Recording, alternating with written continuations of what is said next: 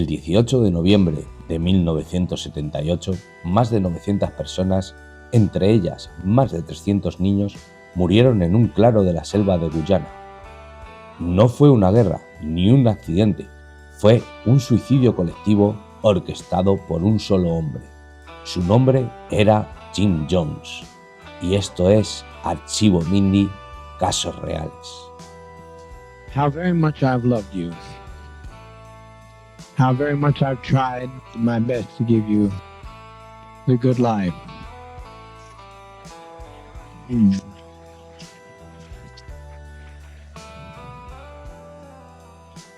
But in spite of all of that I've tried, a handful of our people, with their lives, have made our life impossible.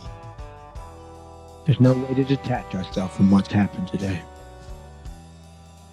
Not only we're in a compound situation, not only are there those who have left and committed the betrayal of the century.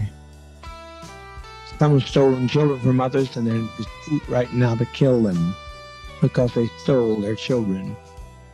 And we are sitting here waiting on a powder keg. I don't think this is what we want to do with our babies. I don't think that's what we had in mind to do with our babies. It was said by the greatest of prophets from time immemorial, no man takes my life from me, I lay my life down. So to sit here and wait for the catastrophe that's going to happen on that airplane, it's going to be a catastrophe. Almost happened here. Almost happened. The congressman was nearly killed here.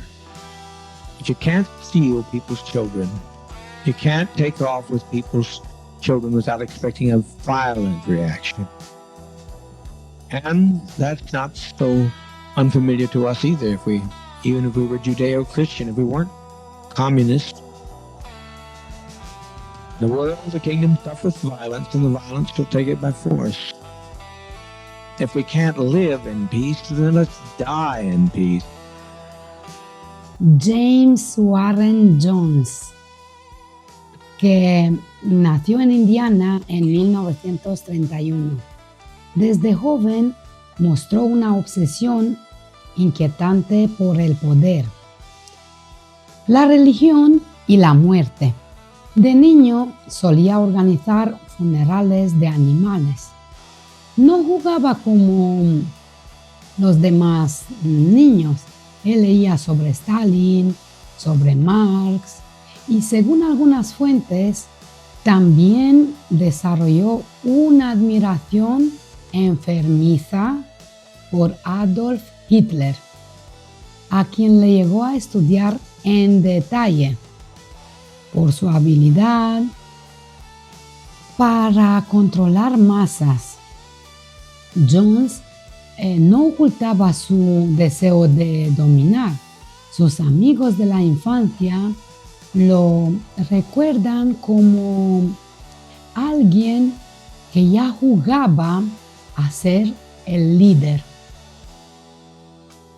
Así que en los años 50 fundó su propia iglesia, el Templo del Pueblo, con una fachada progresista y carismática. Hablaba de igualdad racial, de justicia social y ayuda comunitaria. Y en medio de una América aún profundamente racista, ese atrajo a miles de personas. Pero dentro del discurso había manipulación y un culto que poco a poco dejaría de parecer una iglesia. Y entonces, en 1977, las investigaciones y acusaciones contra Jones comenzaron a acumularse, una tras otra. ¿Por qué? Porque se hablaba de abusos, se hablaba de amenazas, se hablaba de desapariciones. Jones huyó junto a casi 1000 de sus seguidores a la selva de Guyana, en Sudamérica. para los que no sabéis, cerca de Venezuela. Ahí fundaron una supuesta comunidad autosuficiente. ¿Cómo se llamaba? Jonestown.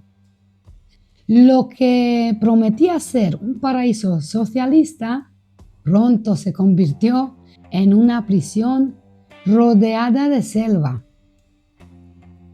Las cartas no llegaban, nadie podía salir. Los micrófonos vigilaban. Y cada día Jim Jones, desde su púlpito, predicaba el miedo, el apocalipsis y el honor del colectivo. En Jonestown, el revolucionario no era una idea repentina. Jones organizaba simulacros reales, reunía a todos, les hacía beber lo que él decía que era veneno y luego revelaba que era solo una prueba de lealtad. Lo hizo más de una vez. Muchos lo recuerdan como el momento en que entendieron que no podrían escapar. Era un ensayo para la tragedia.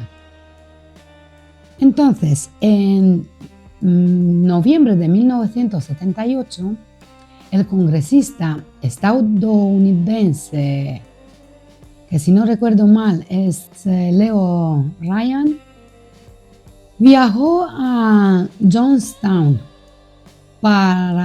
¿Por qué? Porque ha recibido denuncias. Entonces, en principio, todo parecía controlado, que la comunidad incluso cantaba y sonreía, dando por entender que estaban todos a gusto por su propia voluntad ahí. Pero había algunos miembros que han logrado pedirle ayuda. Ryan organizó la salida de unas 15 personas. Al llegar al aeródromo, fueron emboscados por hombres armados, enviados por Jones. Ryan, 3 periodistas y un desertor fueron. The congressman has been murdered.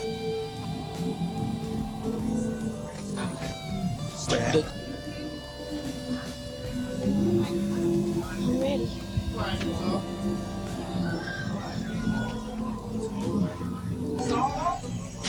It's all over, all over. What a legacy, what a legacy. But the Red Brigade's the only ones that ever made any sense anyway.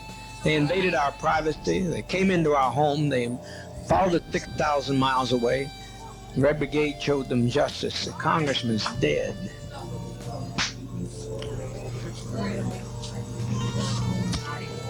Please get us some medication. It's simple, there's no convulsions with it, it's just simple. Just please get it. Before it's too late, the GDF will be here. I tell you, get moving, get moving, get moving. La situación se volvió irreversible. Poco después del asesinato del congresista, Jones reunió a todos en el pabellón principal. Dio un discurso perturbador. Les habló de la lucha final, del suicidio revolucionario. Mandó preparar grandes cubas con refresco. No era Kool-Aid, como muchos creen. Era Flower Aid, mezclado con cianuro y tranquilizantes. Los primeros en morir, ¿sabéis quién fueron? Efectivamente, los niños. A muchos le inyectaron un veneno directamente con jeringas, mientras sus madres les sostenían. Luego venían los adultos, que bebieron el veneno uno por uno, vigilados por los guardias armados. Algunos intentaron resistirse, pero fueron forzados. Otros simplemente obedecieron. Jim Jones murió de un disparo en la cabeza. Se dicen que fueron 918 personas que han muerto, entre ellos 300 niños, más de 300 niños. En Estados Unidos envió una misión militar para recuperar los cuerpos y saber qué había pasado exactamente. Cuando los primeros helicópteros comenzaron a sobrevolar la zona, los soldados pensaron que lo que veían desde el aire eran mantas, ropa o sacos esparcidos por el suelo. Pero no, Mendelovskis, no. Eran personas por todas partes, tendidos unos sobre otros, muchos en posición fetal. Imaginaros la escena. Madres abrazando a sus hijos. Un barril de líquido púrpura seguía allí con el veneno. Y en medio del silencio, ¿quién estaba? El cuerpo de Jim Jones, con un disparo en la cabeza. ¿No se suicidó? ¿Alguien lo mató? ¿O él mismo se quitó la vida cuando todo terminó? A diferencia del resto, no murió envenenado. Estaba tumbado junto a su silla, rodeado de documentos, de pastillas y su megáfono. Había grabaciones del último discurso de Jones. Como veis, a lo largo del vídeo he incluido extractos de este audio y ya impactan. Pero si queréis escuchar, el audio entero dura 44 minutos. Si la escucháis, os lo prometo que os hiela la sangre. En la descripción también os dejo donde podéis escuchar los audios. Bueno, y sigo. Había también jeringas y también fotos de líderes políticos que admiraba. ¿Quién? Como os he dicho al principio, Stalin, Mao, Hitler.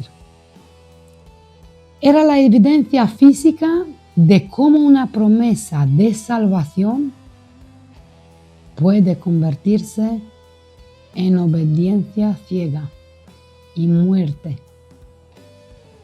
Muy cerca de su cabaña, los soldados también encontraron una caja fuerte. Dentro había decenas de pasaportes, cheques de la seguridad social de los miembros más ancianos y listas de control para asegurar que nadie pudiera escapar. Imaginaros. Pero no solo encontraron cuerpos humanos, también había animales muertos. ¿Hasta dónde llegó? Y entre los animales había también un perro, un firulai, y un chimpancé llamado Mr. Max, al que alguien había disparado justo antes del objetivo. Era como si John hubiera querido que nada ni nadie quedara con vida. Más de 400 cuerpos que nadie reclamó, que fueron trasladados a Oakland, en California, en ataúdes de aluminio, muchos sin identificar. Sus nombres quedaron grabados en informes, pero jamás en lápidas. Los soldados que estuvieron ahí jamás olvidaron lo que vieron. Fue impactante. De hecho, algunos desarrollaron traumas. Otros simplemente no pudieron hablar de ello durante décadas. Imaginaros. El caso de Jonestown no fue un accidente. Fue el resultado de una manipulación sistemática, del aislamiento extremo y del poder absoluto. Poder absoluto concentrado en una sola persona.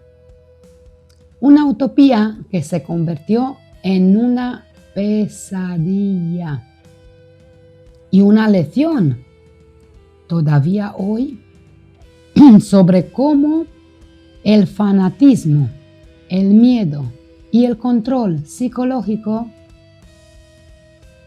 pueden llevar a cientos de personas a la muerte. A veces el mayor peligro no está en el monstruo que manda, sino en el silencio de quienes obedecen.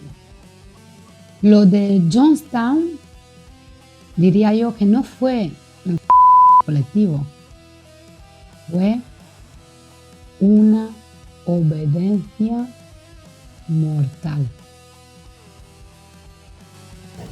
Dishonest, and I'm sure that they'll pay for it. They'll pay for it. This is a revolutionary suicide. This is not a self-destructive suicide. So they'll pay for this. They brought this upon us, and they'll pay for that. I leave that destiny to them. We've set an example for others. We've set 1,000 people who say we don't like the way the world is. Please stop. Take our life from us. We laid it down. We got tired. We didn't commit suicide. We committed an act of revolutionary suicide protesting the conditions of an inhumane world. Así que, Mindy, si os interesa saber más sobre sectas, sobre manipulación o historias reales que estremecen, suscribiros a mi canal, que es gratis, y dar a la campanilla, así YouTube os avisa cada vez que publica. Y ahora os quiero preguntar una cosa. ¿Creéis que algo así podría pasar otra vez? Nos vemos en el próximo video.